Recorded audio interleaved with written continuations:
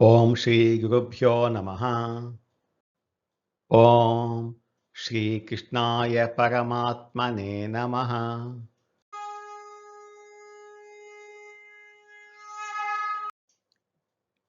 భగవద్గీత మోక్ష సన్యాస యోగంలో ఈరోజు మనం 30-31 శ్లోకాలను తెలుసుకుందాం.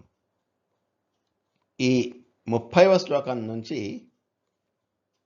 మనం నిర్ణయాలు తీసుకునే బుద్ధి మరియు పట్టుదలగా నిలబడే ధృతి, ఇవి సత్వగుణం ఉన్న వ్యక్తికి ఎలా ఉంటాయో వివరిస్తున్నారు. ఏది మంచో ఏది చెడో స్పష్టంగా తెలుసుకోగలిగే అత్యుత్తమమైన సాత్విక బుద్ధి, సత్వగుణంతో కూడిన బుద్ధి గురించి స్వామి వివరిస్తున్నారు.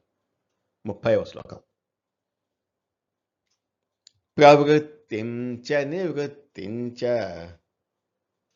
కార్యాకార్యే భయాభయే బంధం మోక్షం చ యా వేత్తి బుద్ధిః సా పార్థ సాత్వికీ.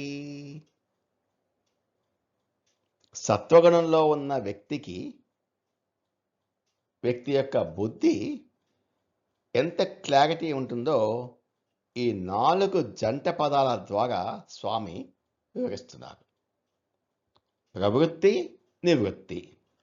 ఏది ఆచరించాలి, దేని నుంచి తప్పుకోవాలి, ఏది ఆచరించాలి, ఏది ఆచరించకూడదు, జీవితంలో ఏ బాధ్యతలను స్వీకరించి ముందుకు వెళ్ళాలి ప్రవృత్తి, మరియు ఏ చెడు అలవాట్లను, అనవసరమైన విషయాలను వదిలేసి తప్పుకోవాలి నివృత్తి అనే స్పష్టత సాత్విక బుద్ధికి ఉంటుంది.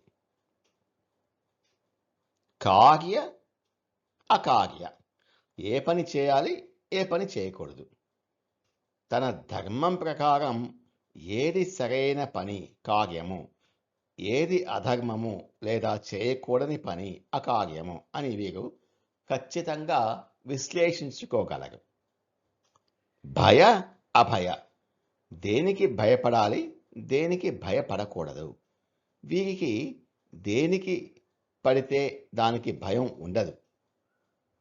పాపం చేయడానికి, ఇతరులకు ద్రోహం చేయడానికి మాత్రమే వీరు భయపడతారు.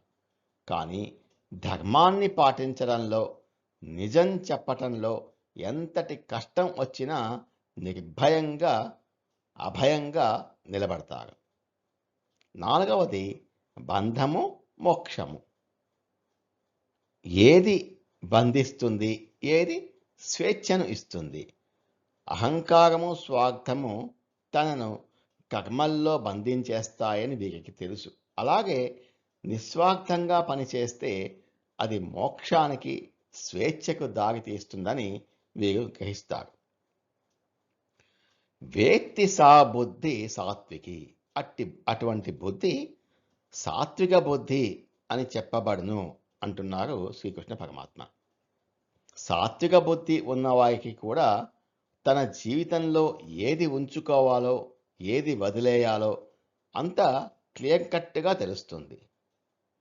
జీవితంలో ఏది సరైనది, ఏది తప్పు అని విశ్లేషించుకునే అద్భుతమైన విచక్షణ జ్ఞానము కలిగి ఉండటమే సాత్విక బుద్ధి లక్షణం. ప్రవృత్తిం చ నివృత్తిం చ కార్యాకార్యే భయాభయే బంధం మోక్షం చ యా వేత్తి బుద్ధిః సా పార్థ సాత్వికీ. ఓ అర్జున, ఏ బుద్ధి అయితే మనం ఏ మార్గంలో వెళ్ళాలో, దేనిని విడిచిపెట్టాలో, ఏ పని చేయాలో, ఏ పని చేయకూడదో, దేనికి భయపడాలో, దేనికి భయపడకూడదో, మరియు ఏది సంసారంలో బంధిస్తుందో, ఏది విముక్తిని, మోక్షాన్ని ఇస్తుందో స్పష్టంగా తెలుసుకుంటుందో ఆ బుద్ధిని సాత్విక బుద్ధి అని అంటున్నారు శ్రీకృష్ణ పరమాత్మ.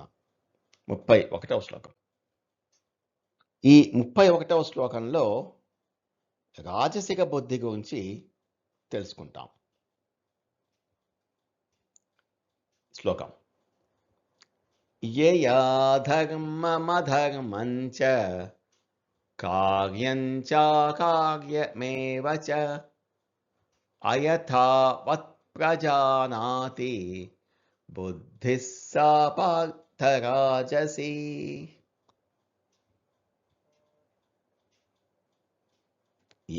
పార్థ, ఓ పార్థ, యయా, ఏ బుద్ధి ద్వారా ధర్మం అధర్మం, ధర్మము అధర్మం యొక్క కన్ఫ్యూజన్, రాజసిక బుద్ధి ఉన్న వారికి ధర్మశాస్త్రాల మీద పూర్తి అవగాహన ఉండదు. తమ సొంత లాభం కోసం దేన్నైనా ధర్మంగానే ఊహించుకుంటారు. అవసరమైతే అధర్మాన్ని కూడా సమర్థించుకుంటారు. వీరికి సరైన నిర్ణయాలు తీసుకునే క్లారిటీ అంటే విచక్షణ జ్ఞానం లోపిస్తుంది. కార్యం అకార్యం, కర్తవ్యము అకర్తవ్యము, మళ్ళీ కన్ఫ్యూజన్. ఒక పరిస్థితి ఎదురైనప్పుడు నేను ఈ పని చేయాలా వద్దా అనే మీమాంసలో పడిపోతారు. చేయకూడని పనిని చేస్తారు, చేయాల్సిన పనిని వదిలేస్తారు.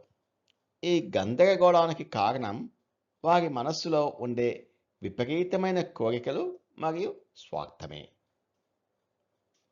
అయథావత్ ప్రజానాతి, ఉన్నది ఉన్నట్లుగా గ్రహించలేకపోవటం. యథావత్ అంటే ఉన్నది ఉన్నట్లుగా, యాజ్ ఇట్ ఈజ్. అయథావత్ అంటే దానికి వ్యతిరేకం. సత్యాన్ని సత్యంగా చూడలేకపోవటం. రాజసిక బుద్ధి ఉన్నవాడు ప్రపంచాన్ని తన కోరికలు, రాగద్వేషాలు అనేటటువంటి ఫిల్టర్స్ ద్వారా చూస్తాడు. కాబట్టి అతనికి ఏది స్పష్టంగా ఉన్నది ఉన్నట్లుగా కనిపించదు. బుద్ధిస్సా పార్థ రాజసి, ఆ బుద్ధి రాజస బుద్ధి అని చెప్పబడును అంటున్నారు శ్రీకృష్ణ పరమాత్మ. తమలో ఉన్న కోరికల వల్ల, స్వార్థం వల్ల ఏది మంచో ఏది చెడో విశ్లేషించుకోలేక కన్ఫ్యూజ్ అయ్యే బుద్ధిని రాజసిక బుద్ధి అంటారు. యయా ధర్మమధర్మం చ కార్యం చాకార్యమేవ చ అయథావత్ ప్రజానాతి బుద్ధిః సా పార్థ రాజసీ. ఓ అర్జున, ఏ బుద్ధి అయితే ఏది ధర్మమో ఏది అధర్మమో, అలాగే ఏది చేయాలో ఏది చేయకూడదో, కార్యం అకార్యం సరిగ్గా తెలుసుకోలేక గందరగోళ పడుతుందో ఆ బుద్ధిని రాజసిక బుద్ధి అని అంటున్నారు శ్రీకృష్ణ పరమాత్మ. ఓం తత్సత్. నమో భగవతే వాసుదేవాయ. ఏతత్ ఫలం శ్రీకృష్ణార్పణమస్తు. స్వస్తి.